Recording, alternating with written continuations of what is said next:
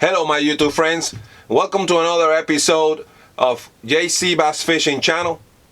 Today we're going to be talking about my winter bass fishing lures, so don't go anywhere, stay tuned.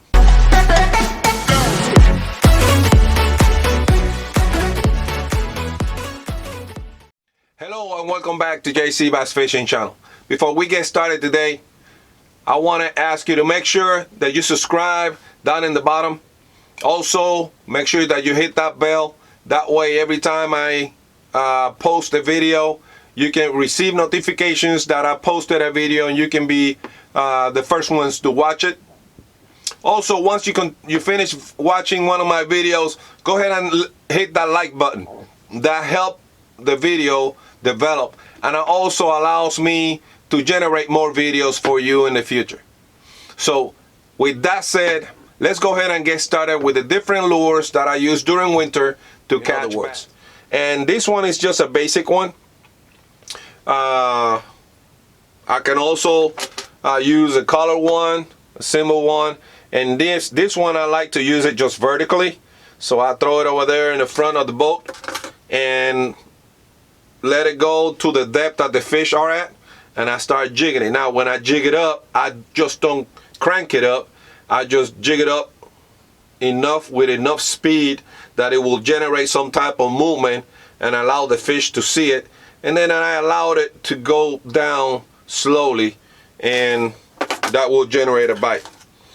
Now the blade jig, this one, you can fish it two different ways. You can fish it vertically and do the same thing I do with the older jig.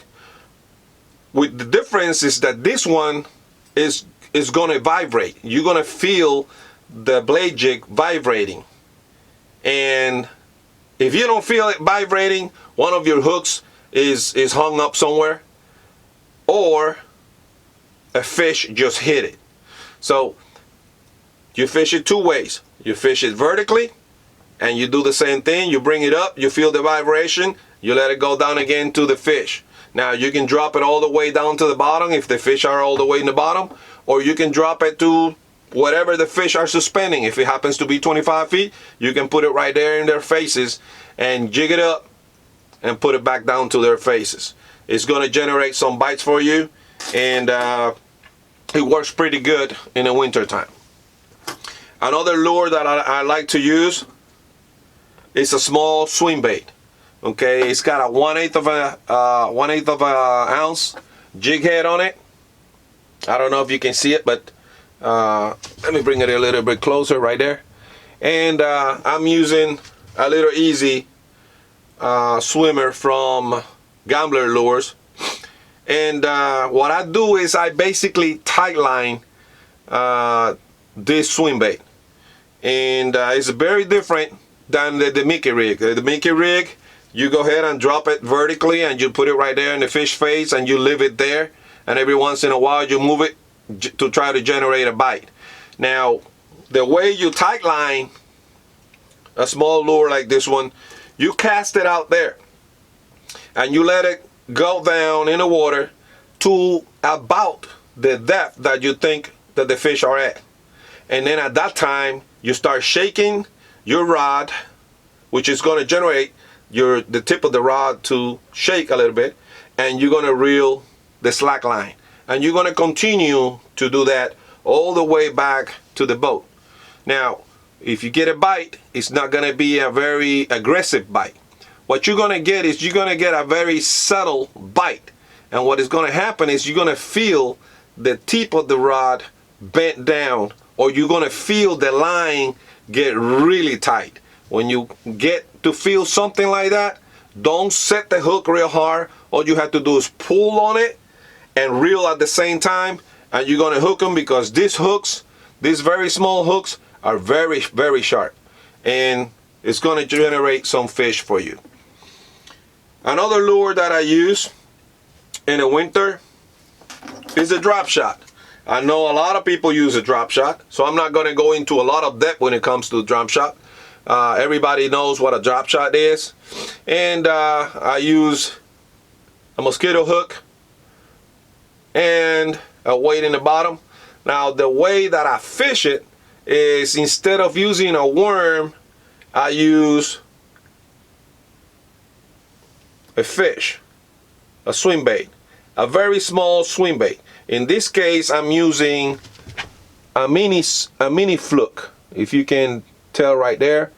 And what I do is I nose hook it, and then my weight, or my bottom line where my weight goes, is between 6 to 10 inches from the hook.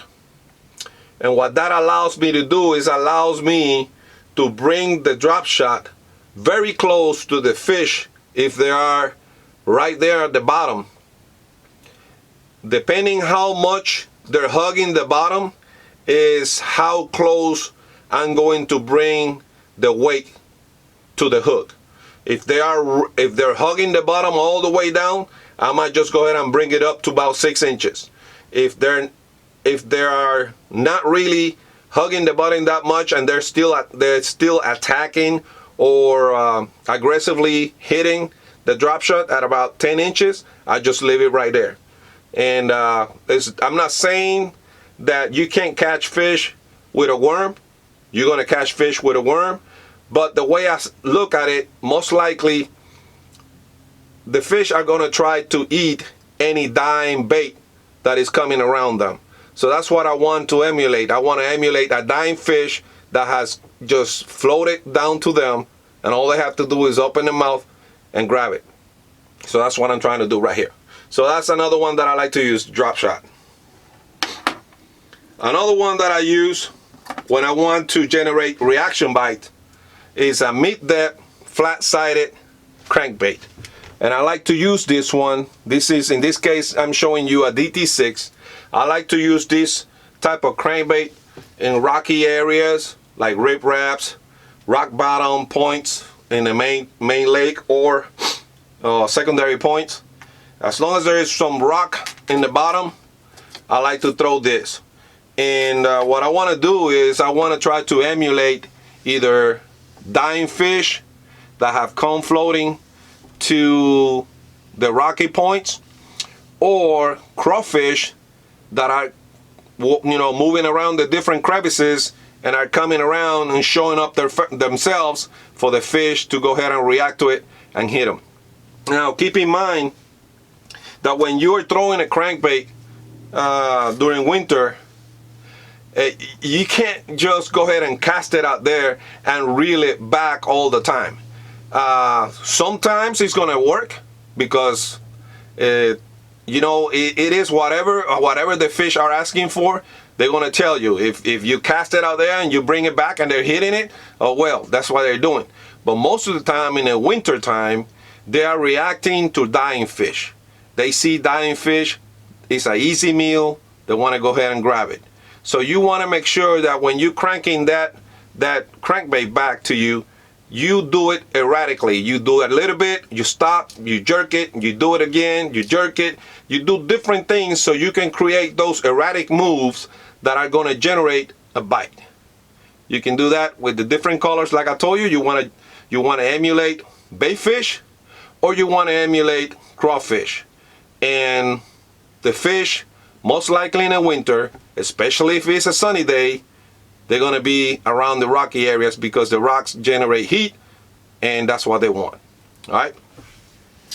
Another one is a jerkbait, and I have both over here. I have a deep diving jerkbait and I have a shallow diving jerkbait.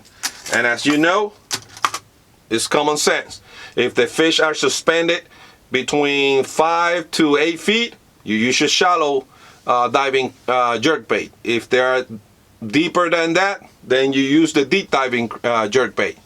The difference in the winter is that you're gonna fish the jerkbait a lot slower. And when I say a lot slower, that means if you think you're fishing slow, you need to fish it slower. Okay? When you jerk that jerkbait twice and you stop, allow that suspending jerkbait to stay there around 20 seconds. If that doesn't work, the next time you jerk it a couple times, stop, allow it to stop there 25 seconds. Make sure you count it. So that way the fish can tell you when they hit it, and let's say they hit it every 30 seconds, you right there, like I said, you know, if you only get a hit one time, it was a lucky hit. If it happens twice, that is a pattern. So make sure you count, so that way when you hit it the second time and they hit it right around 30 seconds, you know that every time you jerk it, you allow that bait to suspend there for 30 seconds, and then you jerk it again until the fish react to it. The last one that I want to show you is one that everybody fishes.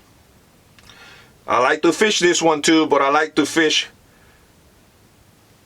a jig, and in this case I'm fishing a finesse jig.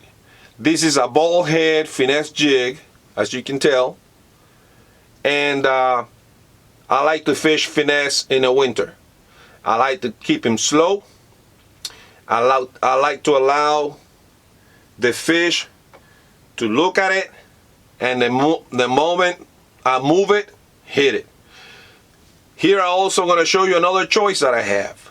My other choice is a hair jig. In this case, this is a 1/8 of an ounce jig head, hair jig, and I have a little craw right there. There we go, you can see it.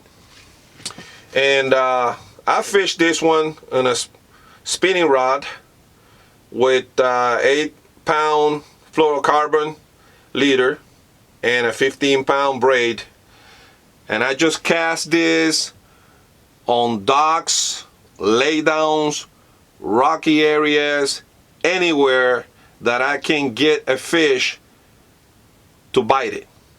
It's gonna replicate a craw perfectly, and it's gonna replicate a very small craw, and the fish like it. It's got the right colors on it, and they're gonna hit it. Okay, so I just wanted to show you the ones that have been working for me. I didn't want to make this a long video because I know everybody has different ways to fish in different areas. I just wanted to show you what it works for me. What I would like for you guys to do is I would like for you guys to make some comments at the bottom. Let me know what type of lures you use in your area and are working for you. That way I'll probably go out there and give them a try and see if they work for me over here in the southeast area of the United States, Alabama, Georgia, and northern Florida area. So don't forget to subscribe. Don't forget to hit the bell.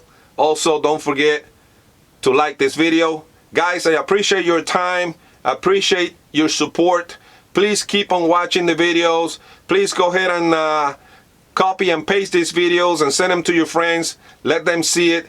Let them share their experiences and try some of the lures that I like to use and the lures that are working for me. And hopefully we can help each other. So thank you for your time. Have a good day. Tight lines, guys.